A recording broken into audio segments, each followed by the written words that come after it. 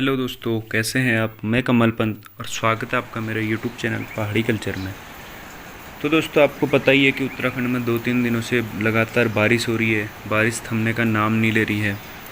तो और आपको आज पता होगा कि ऊपर से आज गंगा दशहरा द्वार पत्र भी है।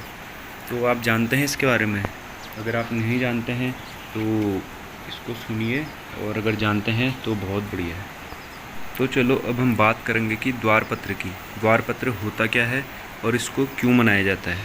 तो दोस्तों, अब हम बात करेंगे गंगा दशहरा एक राष्ट्रव्यापी पर्व है जो कि उत्तराखंड के हर घर में मनाया जाता है। जो द्वारपत्र होता है, ये त्यौहार कब मनाया जाता है। यह त्यौहार जेठ शुक्ल के दशमी को मनाया जाता है।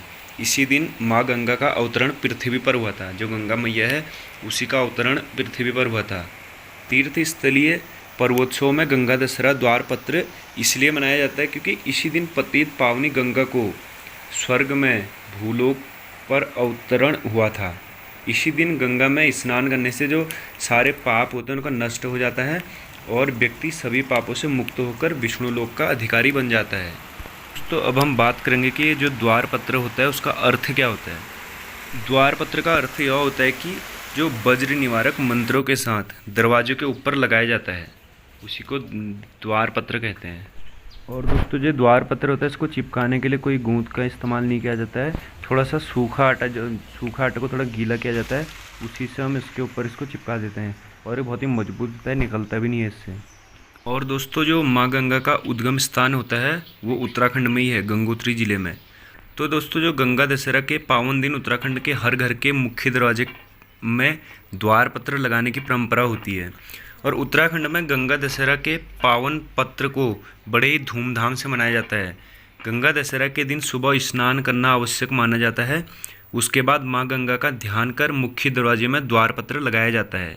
आप देख सकते हैं, ऐसे गाँव घरों में ऐसे लगाया जाता है।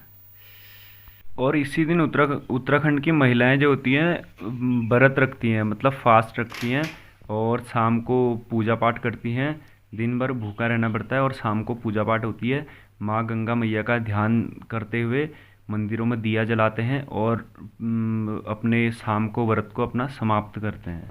पूजा पाठ करके व्रत को समाप्त करते हैं लास्ट में। कुमाऊं में जो होता है इसे गंगा दशहरा न कहकर केवल दशहरा कहा जाता है और इसे गंगा अवतरण के दिन के रूप में भी मनाया जाता है।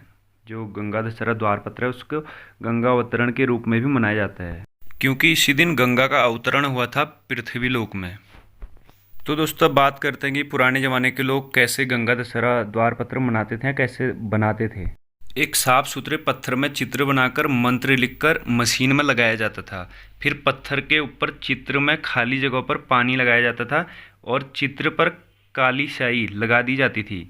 और फिर पत्थर की स्लेट पर कागज़ रखा जाता था और किसी भारी चीज़ से दबाया जाता था जिससे कि उसमें वो जो निशान है वो आ जाए, जिससे पत्थर में बने चित्र कागज़ में छप जाते थे। फिर उसमें रंग भर देते थे और उन्हीं को लोग अपने दरवाजे के ऊपर चिपकाते थे। इसको देहली बोलते हैं पहाड़ में। देहली के ऊपर ही दरवाज़ा होता है तो उसी में लगा देते थे। लेकिन आजकल प्रिंटिंग प्रेस से छपवा के लोग ले आ रहे हैं। तो दोस्तों, उत्तराखंड को यूं ही देवभूमि नहीं कहा जाता है। यहाँ हर चीज़ के पीछे एक रीज़न होता है, इसीलिए इसको देवभूमि कहा जाता है। और आप बने रहे हमारे चैनल के साथ। फिर मिलते हैं नेक्स्ट वीडियो में।